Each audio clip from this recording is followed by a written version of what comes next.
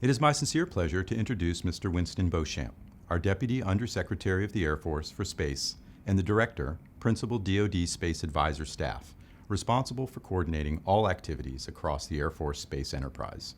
In his role integrating and overseeing all DoD space capabilities and activities, Mr. Beauchamp fully understands how the commercial space industry provides resilient, affordable, secure, and technically advanced solutions to meet many challenges faced by the Department of Defense. Hi, I'm Mike Gruss from SpaceNews. I'm joined today by Winston Beauchamp. He's the Deputy Undersecretary of the Air Force for Space and Director of Staff for the Principal DoD Space Advisor.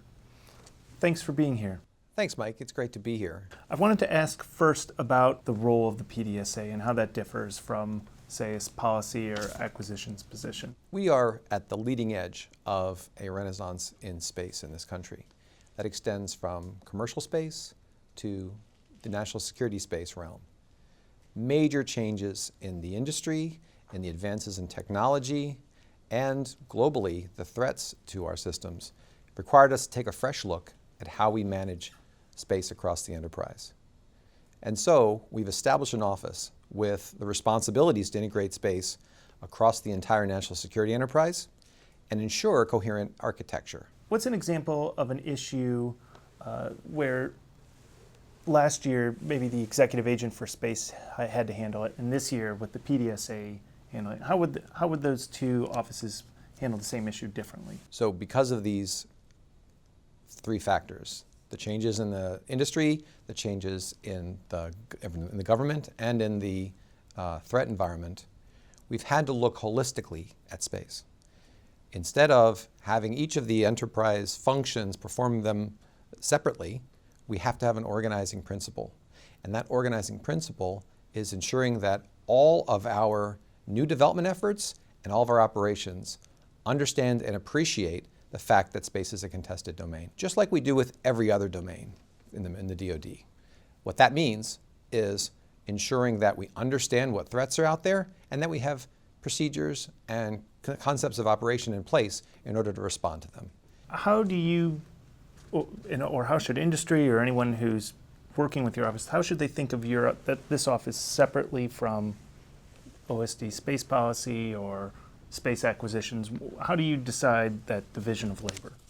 Just like with any domain, the Pentagon has offices responsible for policy, acquisition, operations, and budget.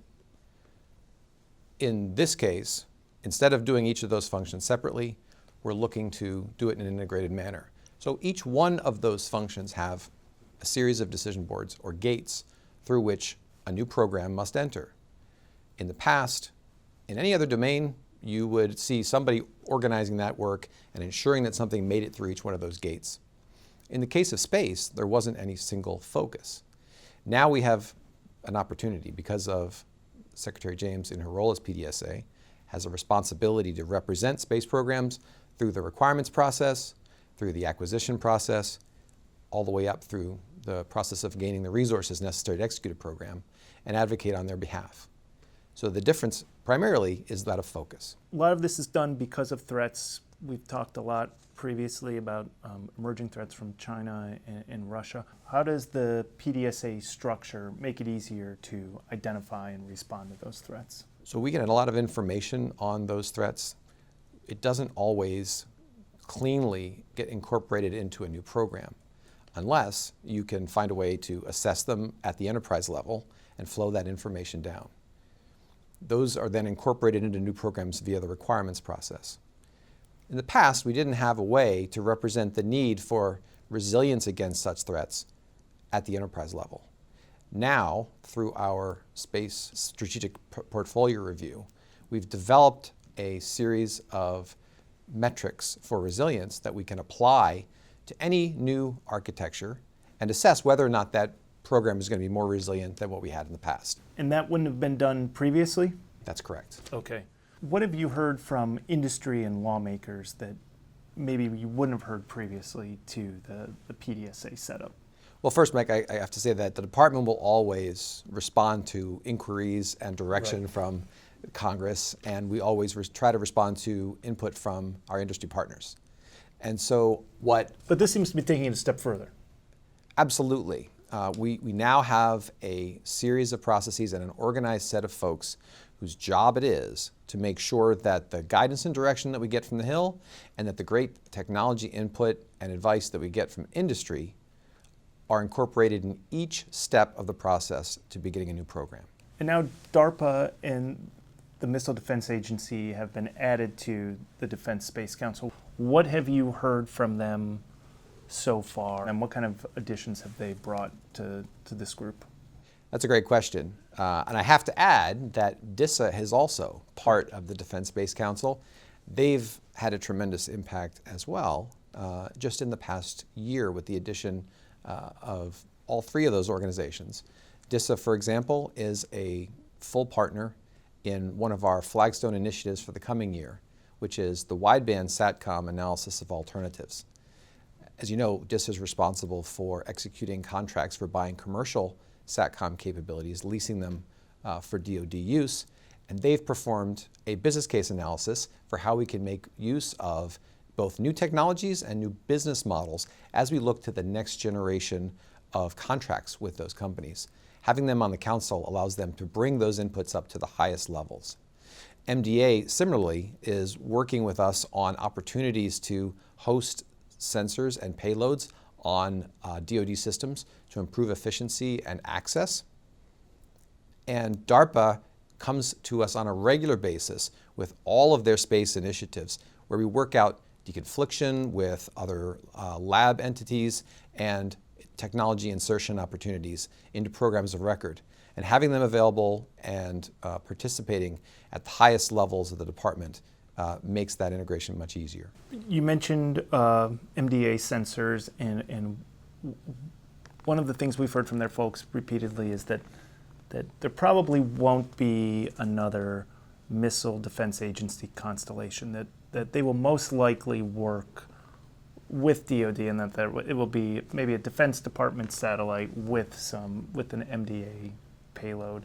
Is that something that we should maybe see from other agencies as well, or is that kind of the approach that the PDSA's office will be pushing kind of going forward?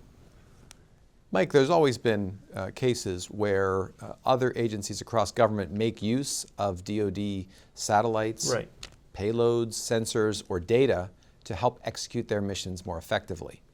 That's occurred at multiple levels. Sometimes it's been cases where other agencies use data that come off of DoD satellites, and we use data that come off of theirs. I think of NOAA and the weather satellite mission. Sometimes it's a case where a payload rides on another agency's satellite, or vice versa. Somebody else's payload rides on ours. Those opportunities are based upon the architecture, based upon where the appropriate access globally is available, and also the needs of the payload itself. As technology continues to help us make our sensors and systems smaller and more compact and less reliant upon high levels of power, more and more of those opportunities are going to emerge. And because this seems like a greater emphasis on kind of cooperation there, and not, I guess the word the Defense Department uses is stovepipe, not that, hey, now we have Navy satellites or now we have an MDA satellite. But this seems that there would be greater cooperation for that type of approach. And that's what I think I hear you saying, is that would become a little bit, not that you haven't done in the past, but this could become how things work going forward as well. Part of the renaissance that we see in space is a great convergence of technology, where many of the advances that are being made for everything from cell phone technology to automation are being applied to the space business in ways that were never available before. What that leads you to are opportunities to do more and more of that cooperative work that we maybe couldn't have in the past. So let's talk about budgets. How will the PDSA's office be evaluating new space programs? What kind of rubric are you going to be looking for? How will this process be different from a couple years ago? Part of the process for evaluating any new program has always been satisfaction of mission requirements. And with the subject matter expertise of the space enterprise at its disposal, we have been and will continue to evaluate new programs in that light. The new part of that evaluation is assessing the resilience of that architecture to a variety of threats. Some benign, debris in the space environment, others, threats from potential adversaries, who have watched us use space as the decisive advantage in projecting power around the world, both for situational awareness and for precision targeting, and have designs to both replicate our capabilities and potentially deny them to us in time of conflict. You'll be measuring some of that resiliency in these new programs, or maybe in the past that hasn't been as great of an emphasis? That's correct. So we have in the past focused on mission performance and frankly lacked a way to quantitatively measure the resilience impact of various approaches that we might take. As part of the Space Strategic Portfolio Review that started at the beginning of this year, we've taken on the effort to establish a metric for resilience and then apply that metric to two of the programs that are ready for recapitalization in the coming 2 years. The first of those is missile warning, and the second is protected SATCOM. And those will be the first to have this new metric applied, and so that will look at potential options or the program that's put forward. It'll look at the courses of action that are being proposed and identify which provide the greatest benefit in terms of resilience for the appropriate cost. Resiliency versus cost, or resiliency plus cost? How do you balance those? So cost, performance, and schedule always play up against resiliency. There has to be a balance between all four of them. The Defense Department is holding a space strategic portfolio review this year. There was one last summer, and I believe there was one in 2014 as well. Can you talk a little bit about how they differentiate in this, because this isn't one long continuous effort, that they're kind of, the way it's, I think General Polkowski once described it, it's here's what I did this summer. Right. And so what's the difference between what's going on from year to year, 14, 15, 16? Thematically, I guess. Well, Mike, in 14, which is the first space spear, we really had to get a broad overview examination of what was going on across the space domain. And so much of that work was spent in a broad assessment mode to understand where our vulnerabilities were. In 15, we focused in on the areas that were deemed to be weakest in our ability to respond to threats, and that was foundational data on space situational awareness. It's important in every domain to ensure that you know what's going on. And in order to do that, you have to be able to understand the space environment and monitor it. So many of those initiatives pursued efforts to improve our ground radars, improve our optical telescopes, and our capabilities for monitoring things on orbit. In 16, we have two major tasks. The first is the one I spoke to earlier, developing a metric for resiliency, and then applying it to the two programs that are going forward for acquisition strategies, our protected SATCOM and our missile warning capability. The second task is taking a look at our ability to command and control our entire space architecture in a way that enables us to apply any resilience measures that we put into these systems. If we can't command and control our systems, especially given the tight timeline in our need for speed finding, then it doesn't matter what we do because we're not going to be able to respond in time. And those are the type of capabilities from like the JSPOC mission system increment 3, or is that a whole different set of battle management kind of command and control? That is certainly part of it, and we're looking at the full range of capabilities to command and control our systems and making sure that they are fully connected so that any decisions that are made about how to respond to threats can be implemented properly. We've talked a lot in recent years about disaggregation and how that's one tool for resiliency, that it's not the only answer. But it seems like in the last 6 months or a year or so that the talk of exquisite systems or larger satellites has really kind of died down. Is there anyone still making the case for large, exquisite satellites within the Pentagon? Mike, you're absolutely correct that there are a number of criteria that need to be assessed when measuring resilience, and disaggregation is just one of them. It's a method that is certainly appropriate for some of the mission areas, particularly where we have combined missions into one platform, because it would provide an opportunity both to spread missions out over multiple platforms and multiple payloads, complicate an adversary that's trying to take away a capability, and allow opportunities for cooperation with allies that may not be there today. But it is just one. There are certainly other approaches that are being used today. Proliferation is an approach that applies very well to the GPS constellation. As a matter of fact, we have a number of vehicles beyond the minimum required in order to protect against the fact that there could be a problem with one or two of them. We could still perform the mission. No two mission areas will use the same combination of resilience methods. There is no one-size-fits-all solution for resilience. We have to look at each of the mission areas in space and design a resilience approach independently for each of them. What about hosted payloads? Is that still an idea that the Pentagon is looking to, or has it kind of run its course? We heard a lot about it a year and a half or 2 years ago. How do you get program managers to incorporate that idea into their next generation? There's a lot of appeal to the concept of hosting government payloads on commercial or allied systems, for example. It reduces cost, and it can significantly spread out your mission areas so that you don't have them all concentrated into a small number of large government-owned platforms. But there are trades as well. It does complicate integration with the host. You do have to look end-to-end to make sure that you have the appropriate security at ground stations. Cyber hardening is always an issue. And so it doesn't work for every mission area, but there are going to be opportunities as there's continued advancement in the improvement in electronics and sensors, the technology part of the space renaissance I spoke to earlier. As that continues to progress, there are going to be more and more opportunities as those payloads get smaller and lighter. Do you have an idea how soon we might see some military payloads on commercial satellites?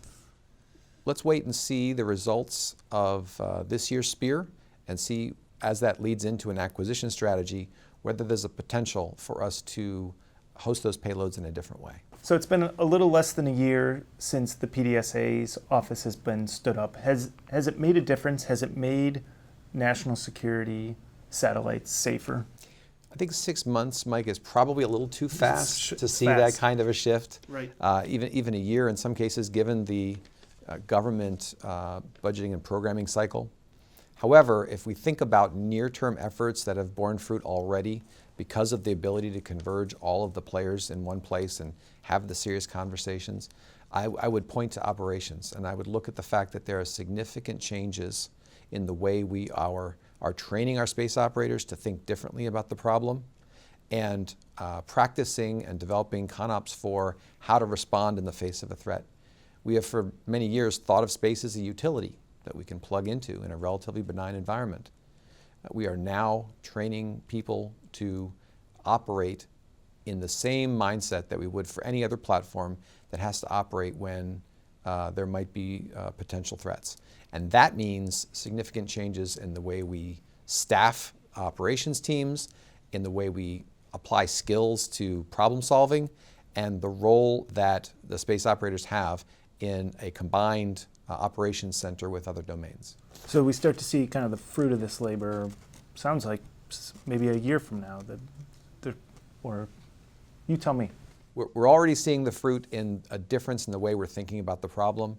We're already seeing a change in mindset among operators and trainers and the folks that are staffing and producing our war games. That will roll into operations, it will roll into policy, and it will impact acquisitions. And over the next several years, we'll start to see significant change. We've talked a lot about the Joint Interagency Combined Space Operations Center, the JIC-SPOC, and we've heard a lot about cooperation with the intelligence community there. But what have you learned kind of beyond that? What can you point to other areas besides the JIC-SPOC where you say, hey, we're working with the intelligence community more closely on national security space and we've benefited from it in this way? Like, can you point to areas where there's been improvement? What I can tell you is that based upon the experiments that have been done at the JIC-SPOC, there have been a number of spin-off efforts that have led to work to help resolve some of the issues that have been uncovered. For example, one of the key findings I spoke to earlier is the need for speed. The fact that in a threat environment, we're not going to have time to make a phone call back to headquarters to ask permission to take action. And so the experiments have taught us that we need to have the authorities lined up. We need to have a set of tactics, techniques, and procedures defined so that we can take action quickly when faced with a threat. That's true for the DoD, it's true for the IC, and it's just a fact of life in this environment. And that's spawned a policy-driven effort in order to streamline authorities and ensure that we are able to take action, as well as a CONOP definition effort at the Strategic Command, because they're going to be the ones that have to coordinate and issue those orders. You mentioned policies. Where are you in that process? Mike's still very early in that process, but there's a lot of work going on right now. Your office is working on an effort to reclassify some space programs. What are some of the issues you could run into, or what are some of the benefits of doing this program? Mike, we're championing an effort across the DoD that would examine space programs and ensure that they're classified at the appropriate level and at the appropriate phase in their life cycle. Typically, across the DoD, we will classify systems that are in development if they need to be protected with respect to the technology or the planned application. And then over time, as they are delivered to operations, the classification level will change to make it easier to operate and to share information. In space, we haven't always done that. We've often kept programs more highly classified for longer into their life cycle, and as a result, it's been difficult at times to share with our allies and even with teams within the US. We're looking at it with help from our friends in policy and at Stratcom and in the intelligence community to make sure that we're applying those principles consistently in space so that we can get the maximum operational benefit out of the systems that we deploy. What kind of problems do you run into when there's not, when that level of, I guess, transparency might not be exactly where you want to? When, for example, talking with allies, how does that, what kind of issues does that create? Well, for example, we might want to employ a capability in a war game and find that the allies that we're working with in the war game aren't cleared for the program. And it makes it very difficult for us to work in that environment. And so we'd like to make sure that we have a consistent set of procedures regarding what the classification level is and when we make the decisions to open them up. A great example of this is what we did with the GSAT program, the Geosynchronous Surveillance Program. And that program was built in a classified environment, but when it entered into operations, it was made entirely unclassified because the technology itself was available and the operations of it was something that everyone was going to be able to see. We wanted folks to know that we had a neighborhood watch capability that would have insight if another country were to do something nefarious in space. Because of the dependence that we have on our space systems, particularly in that orbit, it's good for folks to know that anything that takes place there that they might not want people to see will be available to all. Great. Well, thanks so much for being here. It was great to talk to you. Thanks, Mike. I really am excited about taking advantage of the changes in our environment, in the industrial level of excitement regarding investment and innovation in space. It's an exciting time to be in this job. I am looking forward to continuing to work with my colleagues in DoD, in Congress, and in industry to continue to make progress on making space a safer place. Great. Thank you.